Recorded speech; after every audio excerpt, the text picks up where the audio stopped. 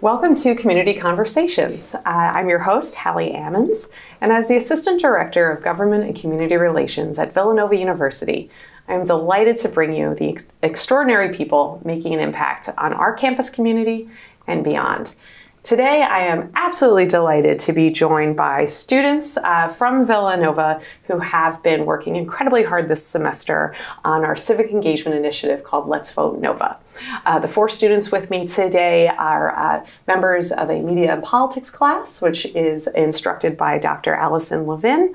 And as part of the class curriculum, they have been engaged in civic engagement work all over campus.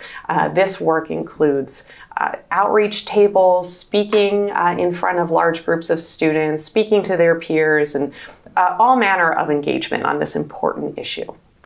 And really what has kicked this off is Radnor's redistricting process. As I'm sure our viewers are aware, Radnor Township has recently undergone a redistricting of their municipal wards. As part of this redistricting, Villanova's campus has been consolidated from 4 municipal wards to 2. And this has resulted in the assignment of a polling place to the Mullen Center on campus. This represents a tremendous amount of positive change in the way that our students will vote and participate and exercise their rights. So we're all very, very excited, and getting the word out was really, really important ahead of this year's general election. I'd like to start with a little bit of background on Let's Vote Nova. Let's Vote Nova is a nonpartisan, student-led civic engagement initiative, and it's really a coalition of students, staff, and faculty to help students be informed, understand how to register to vote, understand how and where to vote on Election Day, and empower students in the student community to make informed decisions as they head to the polls. This is a cooperation between my office, the Office of Government Relations and External Affairs, the Office of Student Involvement, the SGA, and of course, Dr. Levin's Media and Politics class, which you may correct me if I'm wrong, I believe is about 60 students in both the sections? Yeah. Yes. So it's been a tremendous team effort here across academic, administrative sides of the university. So I'm going to stop talking and I'm going to introduce my guest today, who, again, thank you so much for being here. This is such a pleasure. On my left is Hannah Sweeney and Lauren Armstrong. And on my right is Kaylee Brendel and Zoe Garrett. Welcome to the studio, everyone. Thank you for having us. It's absolutely my pleasure. So I'm so excited to talk to you. So I have had the opportunity to see your work in action over the course of the semester. I've seen students out on campus at the tables, getting students registered to vote. I had the pleasure to talk to your class to help you all get trained and educated on how to get folks to register. But I really want to talk to you all about your experiences with this as you've gone through the process. So first I'll let you introduce yourselves a little. Tell us, I'll start with you, Hannah. What year are you? Where are you from? And what drew you to this class? What drew you to media and politics? First of all, thank you. I'm Hannah Sweeney. I am a senior political science major and a communications minor. So I'm originally from Lexington, Massachusetts, but I'm registered to vote here in Pennsylvania. This class kind of caters to both communications and political science, so I was really excited to have like a class that combines those two. Also, I think being in a state like as important as Pennsylvania during this election is really exciting, and I wanted to be able to be part of that and kind of get my friends to vote and get people I know to vote because I know students make a really big impact. Excellent, excellent. I'll move on to you, Lauren. If you'd like to tell us a little bit about yourself. Absolutely. My name is Lauren Armstrong. I'm a junior double major in communication and public service administration. And very similar to Hannah, I was really drawn into this class due to the combination of both my majors. I think that voting is the biggest opportunity that young people or anyone in America has to kind of share their voice and make sure that they're being heard. And I just absolutely wanted to become a bigger part of that and learn how I could make a difference. Excellent, excellent. And Kaylee, I'd like to introduce yourself to our viewers out there. Thank you so much. My name is Kaylee Brundle. I'm a senior, originally from Brick, New Jersey, but registered to vote in Pennsylvania. I'm a double major in Peace and Justice and an individually designed major called Argumentation and Advocacy. And this class is actually part of that individually designed major. I was very drawn to it because I've done a lot of research on and work with the topic of accessible voting outside of campus. And I was really looking forward to the opportunity to dive further into that in such a pivotal time in, conjunction with the upcoming election. Excellent. I definitely want to touch on that portion, making sure that everyone is included in the process. So we'll definitely come back to that in a few minutes. And finally, Zoe, you could tell us a little bit about yourself and what drew you to the class. Sure. My name is Zoe Garrett. I'm a junior political science and communications double major. And I'm from Duxbury, Massachusetts, but I am also registered to vote here in Pennsylvania. So I was drawn to this media and politics class, kind of as Hannah and Lauren were saying. It kind of caters to both my political science and communications interests, especially as Kaylee pointed out in such a pivotal time in American politics. I thought it would be super interesting to learn kind of how this election is unfolding in real time.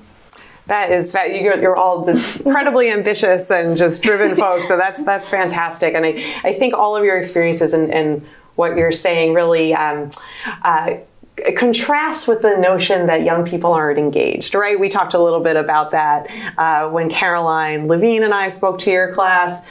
But when we dig down a little bit into that data, we find that young people really are engaged, but it's those systemic obstacles that sometimes get in the way of young people being able to participate, like gerrymandered wards or moving from one place to another, having to register and re-register. And we know from experience that registering to vote for Villanova students can be confusing, right? So having peer advocates to inform students and educate students on their options is so crucial. So we're so grateful that you are all here and all helping with this effort. And you also bring up an excellent point about being registered to vote in Pennsylvania. Many people may not know that since 1979, I believe, if I'm correct on the case law, Pennsylvania's college students do have the right to register to vote where they live, even if they are originally from another state. So that's also really exciting for folks who are choosing to go to school here.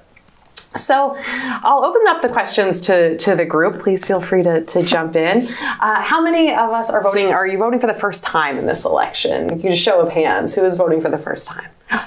No one is voting. They're all veterans of the That's really exciting. Well, that's fantastic. So, how many folks are voting on campus? Yeah. Excellent. So we have three folks who are voting on campus this year. So that's really exciting. That's a new part of our world at Villanova, is having the polling place. Hannah, I'll start with you. Through your work with Let's Vote Nova and the class, and even just personally, what have you found has been either the most rewarding, perhaps the most surprising revelation? Do you feel students are looking forward to voting on campus? Has it made a difference? How are you seeing that impact? Yeah, I think definitely what you were speaking on before about the barriers were issues in the past. I know it seems like we're apathetic on campus towards voting, but the more I've been working at these tables through Let's Vote Nova and talking to classes, you can really tell people want to vote, and it just kind of was a matter of they could find time, or because we don't have school off on election day. So I think voting on campus is going to make a really big difference, especially because while we did have shuttles in the previous years going to all these polling places, college kids are very busy, and it's kind of hard to find time to go off campus to vote. And not only that, but it's hard to find where your polling place is, because I know somebody at the dorm directly next to me in the past could be at a completely different location. And it's hard when you're going alone. You can't carpool if you're going to different polling locations.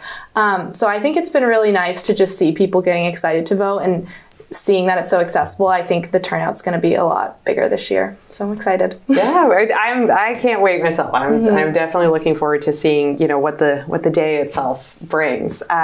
Lauren, so you also raised your hand. You're going to be voting on campus. Yeah. I'd love to hear about your experiences talking to your peers and engaging. Were there, now I know that some folks in the class spoke to large student groups or affinity groups. Was that your experience? Was that part of your Let's Vote Nova experience? Yes, it was. So I actually had the opportunity to speak to my Greek life organization about registering to vote. So there was about 170 people and there was 4 of us presenting. And it was really great because I think a lot of people don't really understand like how to register to vote, or I mean, even like the look on people's eyes when they realized that they were able to register in Pennsylvania rather than back in their home state, or even if they live in Pennsylvania, they didn't know that they could register to vote on campus and not have to travel home or request an absentee ballot. So it was a really great opportunity to kind of be able to help that many people find their full potential about voting on campus, or even help answer questions like if they did want to request an absentee ballot or if they had questions about voting in general, and being able to kind of break through that process with them.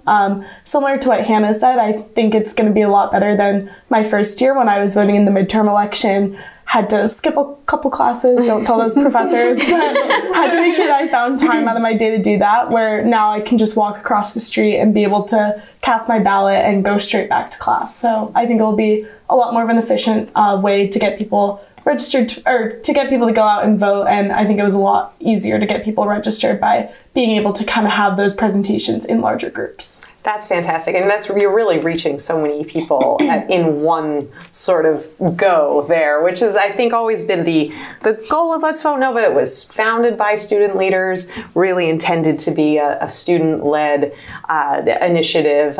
You know, it's much more effective when peers are talking to peers, but also serving as that nonpartisan, reliable source of information. I'm sure, as you all know, we're inundated with messages every day, especially this year. And it is sometimes difficult to cut through what is a reliable source and what is not. So, you know, thank you so much for being ambassadors as part of this initiative.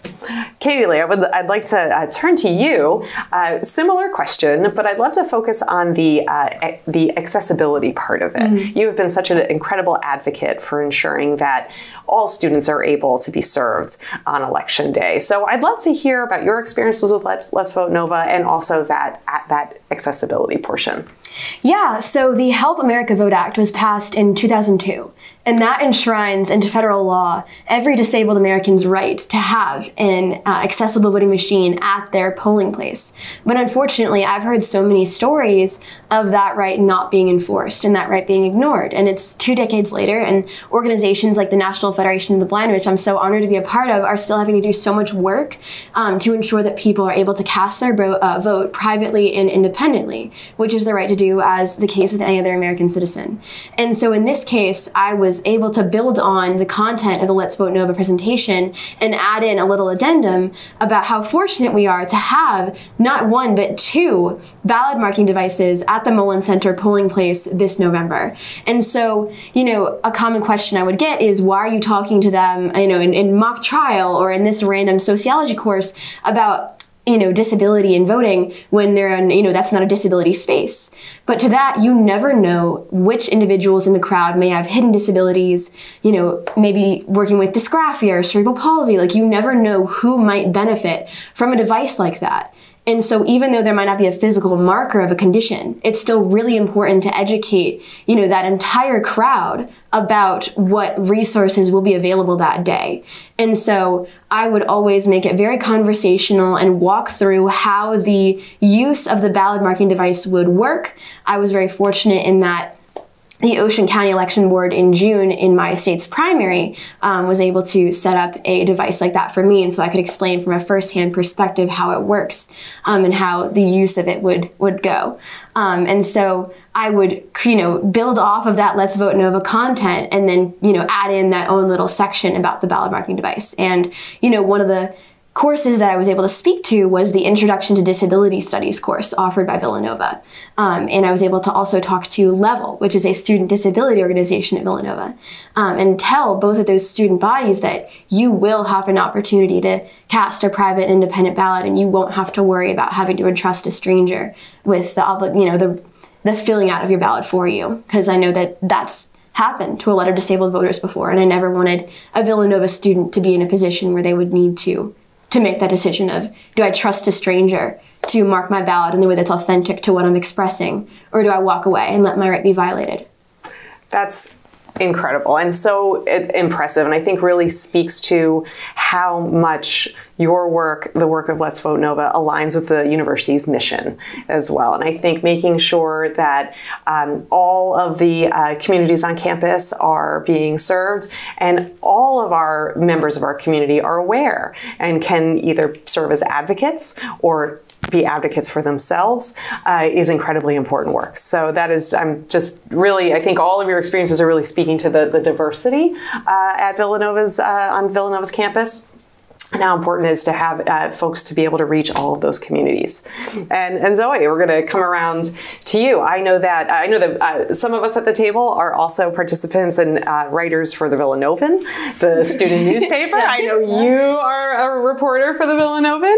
And I wanted to pose the same question to you, but also touch on your work in the student media as well. How are you navigating your responsibilities as a reporter, in addition to your responsibilities as a student? How is that informing how you're talking to your peers, or how you're getting the message out to the campus community? Yeah. So I would say in both of my roles as a Let's Vote Nova advocate and also as a reporter for the Villanovan, I'm finding a lot of overlaps between them. Mainly in that in both roles, I aim to provide nonpartisan information about the election. And I'm finding that when I'm presenting to classes or to my student organizations or tabling at the Oreo, I'm kind of doing the same things that I'm doing as a reporter for the Villanovan, which is providing information to students who may not have all the information or clarifying certain misconceptions about the election. And I'm finding that those two things, either confusion, how do I register to vote? I'm not from Pennsylvania. Can I even vote in Pennsylvania? Addressing those things and making sure that anyone who wants to vote on Villanova's campus has the ability to do so and is informed on how to do so. Those are kind of the main goals I'm keeping in mind in both of my roles. That is fantastic. And again, just so impressive how, through all of your experiences, we have so many different touch points throughout the community. And in fact, I wanted to talk a little bit about that. And I was talking with Dr. Levin before we gathered and got started today. And just thinking off the top of our heads, the work that you all have done, you've really managed to reach most of the campus population. And I want to say the undergraduate population is roughly 6,700 students. You guys have really taken really gotten this message out to most of those people. So I want to talk a little bit about some stats around that. So through both sections of media and politics, there were presentations given to over 900 students in the classroom, and I think that's a conservative estimate. I probably go a little higher on that, but that's a really impressive number. Let's Vote Nova tables were staffed by students by the Oreo, which is a central part of our campus. Our viewers may not know that, but it's at the Riley Ellipse, which is right in the heart of campus. Let's Vote Nova tables were staffed by media politics students for a total of over 27 hours, plus several hours at the Office for Access and Disability Services, which spearheaded by Kaylee, which is so impressive. This is a major operation that really took place over a short period of time. Students presented to over 30 student organizations, athletic teams, and club sports, including many of the Greek life organizations, Special Olympics, Nova Dance, the Villanovan, women's and men's basketball, women's lacrosse, men's soccer, and women's and men's club ice hockey. And I had the absolute honor and privilege to be a part of some of these and get a chance to observe the students in action. And you were all just absolutely exceptional ambassadors. And then on top of all of this structured work out on the campus, students were engaged in formal one-on-one and small group conversations about voting with your peers, your classmates, your roommates, which really, you know, at the end of the day, that's really where the rubber meets the road, right? When you're having those real conversations one-on-one, you're able to answer those questions and empower folks to make informed decisions, which is really what it's all about. That's, you know, we're not asked to do very much as citizens. Voting is sort of the one thing we're really asked to do. And it's great to have that agency and that ability to act on it. So what are you most looking forward to? So this is not your first election. Everyone has voted in an election before, which is amazing, which is fantastic. This is not everyone's first time. But if you can talk a little bit about, and I'll start over here with Zoe first, since we came around to you last time. What are you most looking forward to as part of this election season? I think I am most excited about the polling place being on campus this year. I voted in the Pennsylvania midterm election in 2022 when I was a freshman. And I think the process of, while Let's Vote Nova did a great job of setting up shuttles and running students back and forth to campuses to a lot of different polling places, I think it was awesome that they did that. But I also think at the same time, the multiple polling places for many students was confusing and it was hard to navigate. And I was lucky enough to have time in my day to go out and go to those go to my polling place. But I know for a lot of students that was an obstacle that they faced, and that was a reason that they did not vote.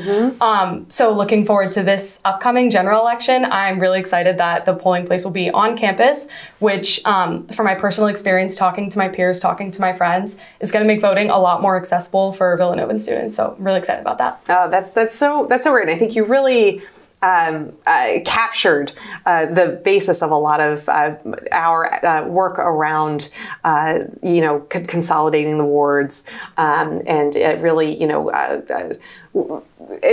working toward this goal. And obviously without which it would not have been possible without Radnor Township and the Delaware County governments, understanding the needs there. So we're all, just a huge effort on, many different parts. But it's great to hear you articulate that. I think you articulated it very well.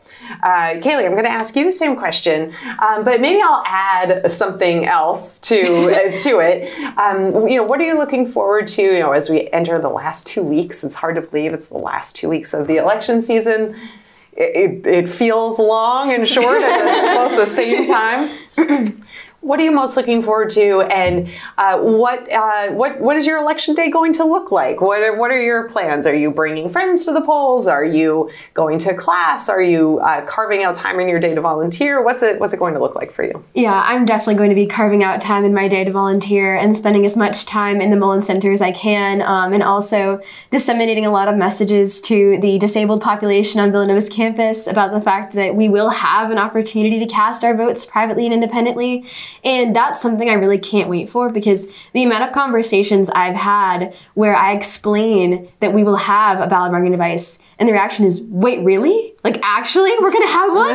And, also a question is, well, what is that? Even from a disabled voter, it's like the idea of I don't have to have someone mark my ballot for me. Like, there's actually a mechanism in place where I can do this. And that education has been so liberating and such a celebratory moment, I think, in this local advocacy work that we've been able to do.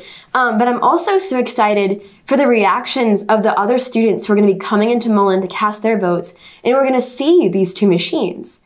And we're going to have questions and ask what they're there for. And then I get to engage, and those poll workers get to engage in those conversations. We explain the function of those machines. And that education is going to stay with those students. And so I can't wait to see that real life, one-to-one, interpersonal education happening on that day, and that feeling of those disabled students that really get to do this for the first time, because it's a wonderful feeling to get to actually do that, because, you know, you come into the polling place and you're nervous, you're afraid of being denied because you've heard how many of your peers have been denied. And so I walked in with that same trepidation, and knowing that how different this is going to be, I think speaks to the commitment that Villanova has always shown me in my entire time here to accessibility and equity for disabled students. That, again, just so well articulated, and I think you are bringing to light something that many folks just are not thinking about, and myself included.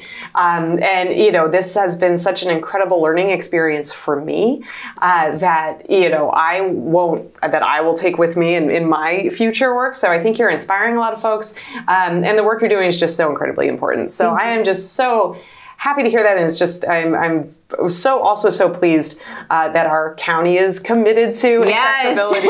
So thank you, Delco. We appreciate you. We're very, very appreciative of the commitment of all of our election-related workers. I was actually at the county yesterday and got a chance to see a little bit the voter services office, and it was a hive of activity. So those folks are working really hard right now. But that is incredible. So I am also looking forward to all that. I think it's going to be a great day out there. Hannah, coming over to you. So again, similar question. What are you looking forward to?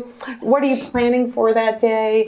You know, have you had conversations with peers? Are you bringing anyone to the polls? What's it going to be like for you? So I think for sure I'm going to go with a group of friends. I think it's always easier to like get people to go when you're going as a group.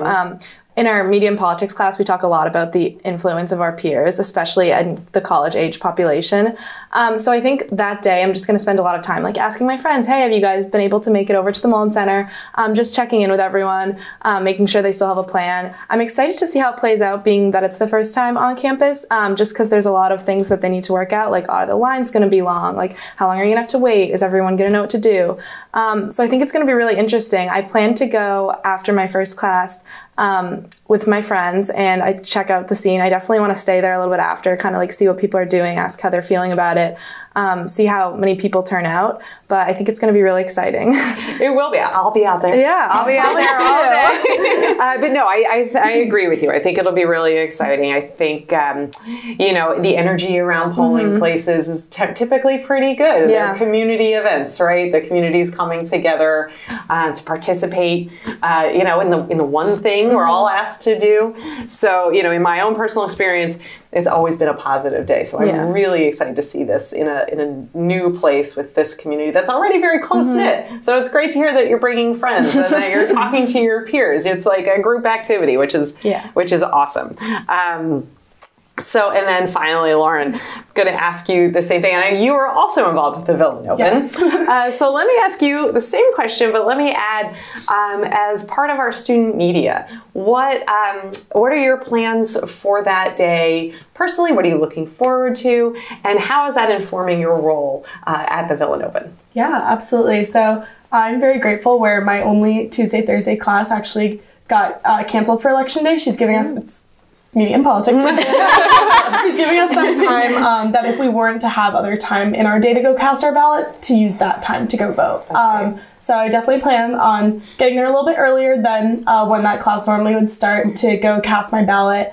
But the rest of the day, I really do plan on keeping a really close eye on a different plethora of different news sources to kind of see what they're saying the elections are looking like in different states, and keeping up to date like with myself and with being able to share that with the Villanova community through my role as one of the co-news editors of the Villanovan. So definitely looking forward to keeping people informed and being able to kind of make sure that we're having that coverage as soon as possible, and making sure that all of that information is getting produced accurately and efficiently, and making sure that once decisions are made and different important states are being called, I mean, how lucky are we to be able to cast our ballot in the state that's most likely going to decide this presidential election? So just making sure that we're keeping everyone up to date in the most nonpartisan way, while also making sure that we're spreading correct information from a bunch of different sources. I'll definitely be keeping an eye on Villanova. Are you going to have the needle for the projected winner?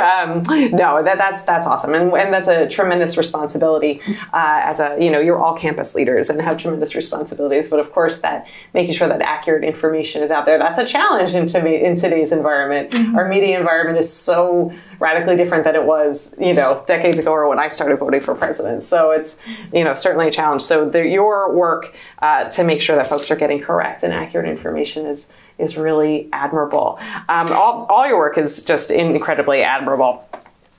I don't know where we are on time, but I think that is likely a good place to leave it. I'm going to check our time and make sure that we're not running over. But I do want to leave with just some closing thoughts that, just want to say thank you so much for all of your work this semester. It's incredibly impressive. We don't track how many students we register. It's just not a part of the work of Let's Vote Nova, but safe to say it's been a tremendous amount of students who've been able to register, not just here in Pennsylvania, but in their hometowns, and a tremendous amount of students who are going to be participating in the ways that suit them best, either in person, by mail, on campus, off campus. So you really should be quite proud of yourselves for the work that you've all done, and all the rest of your colleagues in your class who we could not physically fit in the studio. But when they watch it, I hope they know that their work is appreciated as well. So thank you so much for giving us that perspective into life on Villanova's campus during the election. Once again, my name is Hallie Ammons, and I am the Director of Government and Community Relations at Villanova University. If you are interested in learning more about Villanova University or getting involved, please visit us at www.villanova.edu. Thank you, and we hope to see you next time.